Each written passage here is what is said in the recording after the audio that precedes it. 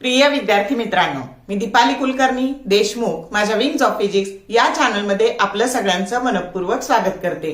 तर आपली single question series CET साठी सुरू आहे आणि याच्यामध्ये आपण 5 मिनिटांमध्ये एक प्रश्न बघतो की जेणेकरून आपल्याला जेव्हा बोर्ड परीक्षेनंतर आपली सीईटी लगेच होणार आहे तर त्यावेळेस आपल्याकडे कलेक्शन तयार असणार आहे आणि रेग्युलरच्या अभ्यासाबरोबरच कशाचा अभ्यास करावा, कसे प्रश्न सीईटीला पडतात याची तुम्हाला कल्पना यावी म्हणून आपण ही सिरीज सुरू केलेली आहे। तर त्याचा जरूर उपयोग करून घ्या। रोज एक एक प्रश्न करणं फार काही अवघड नाही आणि तुमच्यासाठी तुम्ही ज्या चॅप्टरचा अभ्यास करता आहात तर त्याच्यासाठी पण एक चांगली सोय मी केलेली आहे। तुम्ही विंग्स ऑफ फिजिक्स या चॅनलवर जर प्लेलिस्टला गेलात तर तुम्हाला बोर्डाच्या पीवायक्यूचे एका मिनिटात एक असे शॉर्ट्स व्हिडिओ बघायला मिळतील, त्याने पण तुमचा अभ्यास चांगला होणार आहे। तर त्याचाही जरूर उपयोग करून घ्या। तर वेळ न घालवता आपण सुरू करूयात आजचा प्रश्न। चॅप्टर आहे इलेक्ट्रोस्टॅटिक्स आणि आजचा प्रश्न क्रमांक आहे 5। तर नेहमी पडणारा प्रश्न, आता आज आपण त्या पद्धतीचे 2 प्रश्न बघणार आहोत। तर प्रश्न असा आहे, सीईटी 2025 ला पडलाय बघा।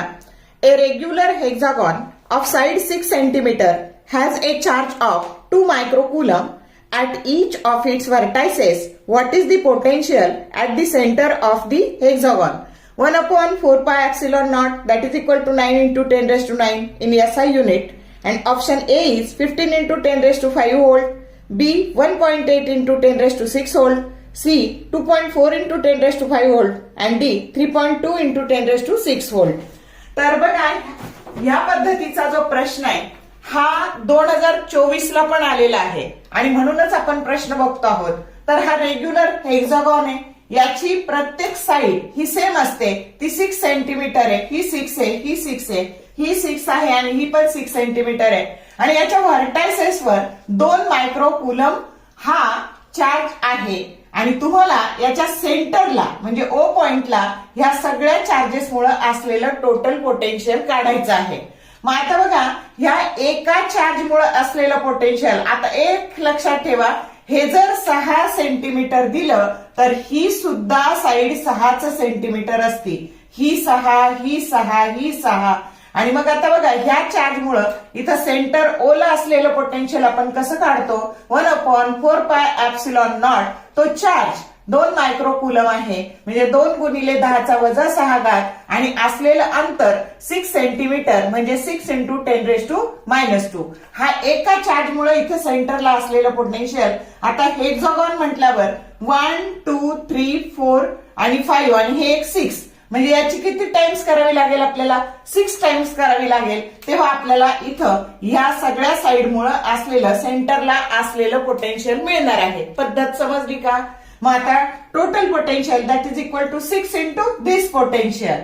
मग आता हे पोटेन्शियल आपण हा फॉर्म्युला लिहिला, त्याच्यानंतर इथं व्हॅल्यू सबस्टिट्यूट केली, 6 into हे 1/4 pi epsilon naught ची किंमत 9 into 10 raised to 9 टाकली, त्याच्यानंतर हा चार्ज टाकला आणि हे टाकलं। आता सॉल्व्ह केलं, आता काय झालं, हे -2 डिनॉमिनेटरची पॉवर न्यूमरेटरला गेल्यावर प्लस झाली, मग हे 9 आणि +2 11, 11 - 6 म्हणजे 5 झाले, 10 raised to 5, हे 6 आणि हे 6 काय झाले, कॅन्सल झाले आणि 9 2 जा 18, 18 into 10 raised to 5।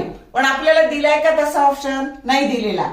तर मग ऑप्शन असा दिलाय 1.8 into 10 raised to 6 म्हणजे हे 18 चे 1.8 केले तर एक 10 ची पॉवर आपण वाढवली आणि म्हणून हा तुमचा करेक्ट उत्तर आलेला आहे 1.8 into 10 raised to 6 व्होल्ट। समजलं का की जो करेक्ट ऑप्शन काय दिसतो आहे, तुम्हाला बी ऑप्शन दिसतो आहे। आता आपण ह्याच पद्धतीचा 2024 ला आलेला प्रश्न बघू। प्रश्न असा आहे बघा, ए regular hexagon of side 10 centimetre has a charge of 1 मायक्रोकुलम at each of its vertices. The potential at the center of hexagon is 1 upon 4 pi epsilon naught, that is 9 into 10 raised to 9 in SI unit. Option A 1.8 into 10 raised to 5 volt, B 3.6 into 10 raised to 5 volt, C 5.4 into 10 raised to 5 volt and D 7.2 into 10 raised to 5 volt.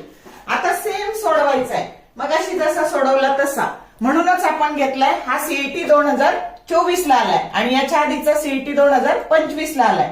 आता बदल काय झालाय, 2 मायक्रोकुलम ऐवजी फक्त व्हर्टायसेसवर 1 मायक्रोकुलम charge आहे आणि ही side 10 आहे. ही दिली तीच ही घ्यायची. आलं का लक्षात? तर ही 10 दिली तर हे पण 10च घ्यायची. आणि मग आता एका चार्जमुळे असलेलं पोटेन्शियल, मग एका चार्जमुळे असलेलं पोटेन्शियल 1/4 पाय एप्सिलॉन नॉट. ज्या चार्ज पासून घेतलं तो चार्ज 1 मायक्रोकुलम म्हणजे 1 × 10⁻⁻6 कुलम. आणि डिस्टन्स 10 सेंटीमीटर, सेंटरला घ्यायचंय ना. मग या चार्ज पासून अंतर किती आहे, 10 सेंटीमीटर म्हणजे 10 × 10⁻⁻2 मीटर. म्हणजे हे कुलम आणि हे मीटर मध्ये झालं आता. आणि हे एकामुळे झालेलं, 6 मुळे आलेलं काय येणार आहे तुमचं, तर आता बघा, तर हे 6 मुळे आलेलं 6 × this 1. मग आता हे फॉर्म्युला टाकला Q/R 1/4 pi epsilon not into, आणि मग व्हॅल्यू टाकली. तर हे 6 × 9 × 10⁻9 याची व्हॅल्यू टाकली. हे 1 × 10⁻6 10 × 10⁻2. इथं शिल्लक राहिले 10⁻1.